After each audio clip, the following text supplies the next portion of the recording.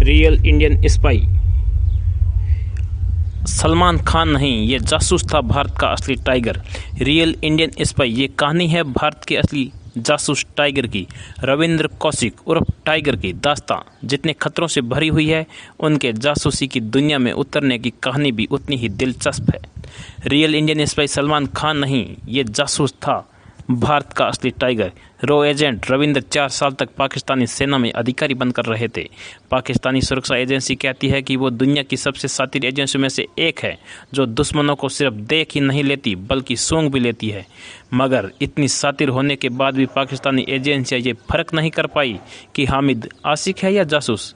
जासूस तो वो होते हैं जो घर में दामाद बनकर घुस भी जाएं तो भनक तक न लगने दे।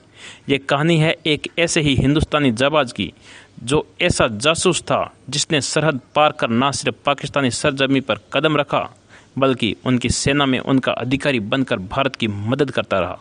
ये कहानी है असली टाइगर की, जिसकी जासूसी ने 20,000 भारतीय सैनिकों को शहीद होने से बचाया था। जिस टाइगर की हम बात कर रहे हैं, भले ही उसका टाइगर फिल्म से कोई नाता हो या ना हो, मगर दुनिया में जब जब दिलेर जासूसों की बात होगी, तब तक इस शख्स का चेहरा सामने आएगा।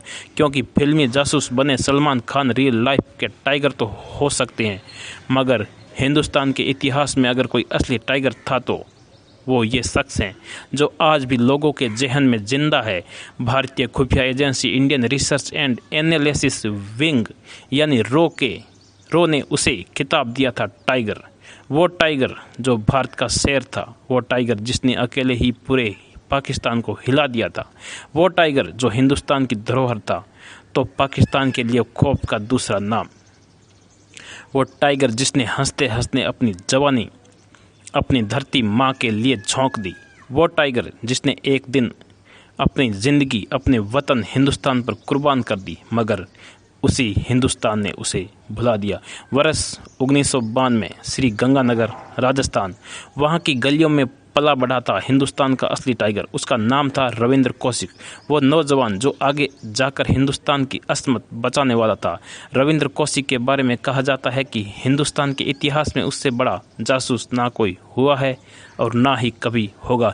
यहाँ तक कि मुल्क के बड़े से बड़े जासूस भी रविंद्र को अपना गुरु मानते हैं। पाकिस्तान की जेल में जासूस के आरोप में सजा काट कर आए रूपपाल भी रविंद्र को अपना उस्ताद मानते थे। रविंद्र कौशिक उर्फ टाइगर की दास्तां जितने खतरों से भरी हुई है, उनके जासूसी की दुनिया में उतरने की कहानी भी उतनी ही दिलचस्प है। दरअसल रविंद्र कौशिक को बचपन से ही एक्टिंग का शौक था। रविंद्र कौशिक के इस शौक का अंदाजा आप उनकी तस्वीरों को देखकर लगा सकते हैं। हर तस्वीर में एक अलग अंदाज, कहीं रविंद्र कौशिक जीसस बने खड़े हैं तो कहीं मुंह में सिगरेट दबाए रईस की तरह, और यही शौक उनके लिए जासूसी की दुनिया का पहला कदम बन गया। 1972 में रविंद्र कौशिक ने लखनऊ के एक यूथ फेस्टिवल में हिस्सा लिया था। इस फेस्टिवल के एक नाटक में रविंद्र एक भारतीय जासूस का रोल निभा रहे थे, जो चीन में फंस जाता है और फिर यातनाएं सहता है। कहते हैं कि रविंद्र कौशिक की एक्टिंग देखकर सेना के कुछ अधिकारी इतने प्रभावित हुए कि उन्हें मिलिट्री इंटेलिजेंस का हिस्सा बना लिया और रविंद्र को पहले ही मिशन के तौर पर उस मुल्क में भेजा गया जो उस वक्त हिंदुस्तान का सबसे बड़ा दुश्मन था, यानी पाकिस्तान। माना जाता है कि रविंद्र कौशिक को पाकिस्तान में एक रेजिडेंट एजेंट के तौर पर भेजा गया था। कौशिक का काम था हिंदुस्तान के खिलाफ पाकिस्तानी साजिश का सुराग हासिल करना। कहते हैं रविंद्र कौशिक का पहला मिशन बेहद कामयाब रहा, जिसके बाद 1975 में उसे एक और बड़े मिशन के लिए भेजा गया और इस बार मिशन के लिए रविंद्र को एक नया नाम दिया गया। वो नाम जो आगे चलकर पाकिस्तान में उनकी सबसे बड़ी पहचान बनने वाला था, और वो नाम था नबी अहमद शाकिर। पाकिस्तान में घुसने के बाद नबी अहमद शाकिर यानी रविंद्र कौशिक ने धीरे धीरे अपनी पेठ बनानी शुरू की। अपने रहने के लिए ठिकाना चुना लाहौर को। मिशन बहुत बड़ा था। रविंद्र कौशिक ने लोगों की नज़रों से बचने के लिए लाहौर के एक बड़े कॉलेज में दाखिला भी ले लिया। कहते हैं कि कॉलेज में दाखिला मिलते ही उसके आधार पर जाली दस्तावेज बनवाए और उसी कॉलेज से LLB की डिग्री भी हासिल की। एक हिंदुस्तानी पाकिस्तान में न सिर्फ अपनी पहचान छिपा रहा था, बल्कि वहाँ की एकेडमिक डिग्री भी हासिल कर रहा था। जाहिर है एक हिंदुस्तानी के लिए पाकिस्तान में यह काम कतई आसान नहीं था। फिर भी एक शातिर जासूस की तरह रविंद्र कौशिक पूरी चपलता से सीढ़ी दर सीढ़ी चढ़ते जा रहे थे, लेकिन रविंद्र का असली मकसद अभी बाकी था। लाहौर में पहचान बनाना और डिग्री हासिल कर लेना तो सिर्फ एक जरिया था, क्योंकि हिंदुस्तान के इस टाइगर का असली मिशन तो अब शुरू होने वाला था, और ये मिशन था पाकिस्तानी फौज का हिस्सा बना। नबी अहमद बनकर रविंद्र कौशिक पाकिस्तान में अपनी नई पहचान बना चुके थे। पूरे पाकिस्तान में कोई नहीं जानता था कि वो एक जासूस है, लेकिन ये तो शुरुआत थी। रविंद्र कौशिक अब वो कारनामा दिखाने वाले थे जो बाद में जासूसी की दुनिया में एक अमर कथा बन गया।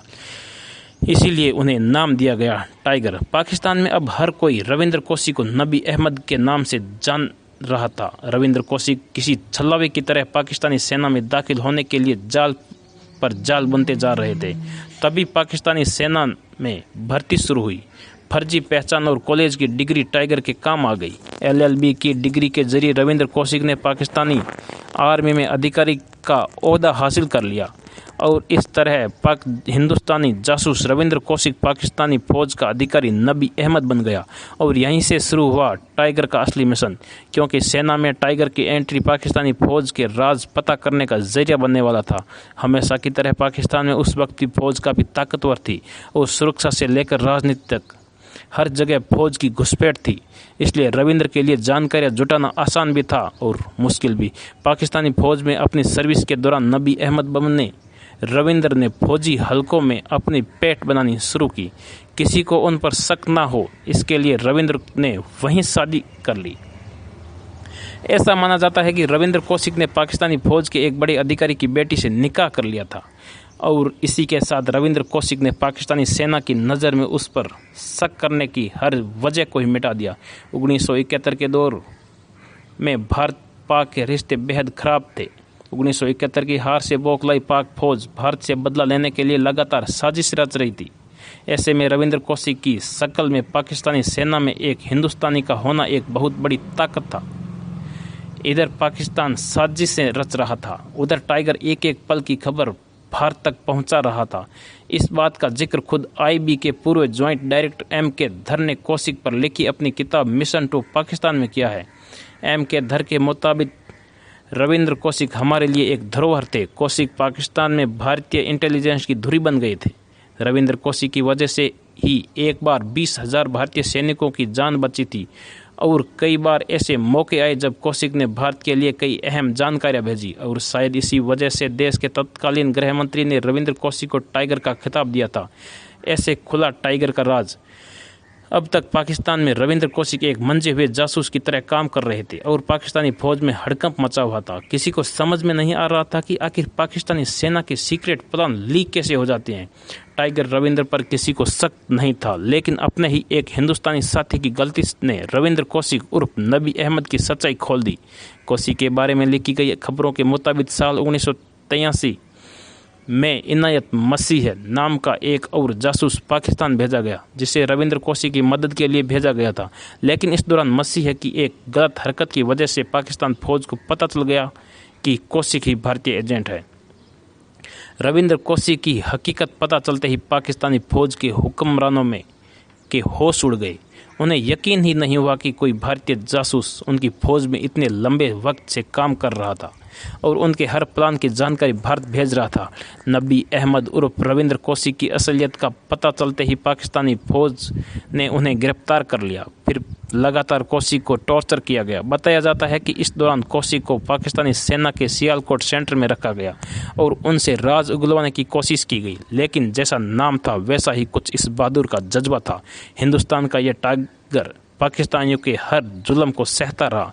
3rd डिग्री टॉर्चर को झेलने के बावजूद कौशिक ने मुंह नहीं खोला। सियालकोट सेंटर में जब पाकिस्तानी सेना को रविंद्र कौशिक से कोई काम की जानकारी नहीं मिली तो 1985 में उन्हें मियांवाला जेल में भेज दिया गया और तब से लेकर अपनी मौत तक रविंद्र कौशिक मियांवाला जेल में ही रहे। रविंद्र कौशिक के शरीके भाई के मुताबिक रविंद्र ने न केवल अपनी बल्कि पाकिस्तानी जेल में बंद बाकी भारतीयों की खबर भी हिंदुस्तान पहुंचाई। पाकिस्तान के जुल्म और सितम रविंद्र कौशिक की हिम्मत को नहीं तोड़ पाए, लेकिन उनकी सेहत धीरे धीरे खराब होने लगी। जेल में कैद रविंद्र कौशिक दिल की बीमारी और टीबी से पीड़ित हो गए थे, जिसके चलते साल 2001 में उनकी मौत हो गई। भारत माँ का ये शपथ तो फर्ज की राह में अपनी जान कुर्बान कर गया, लेकिन अपने पीछे छोड़ गया वो दास्तां जिसने उसे बना दिया हिंदुस्तान का टाइगर।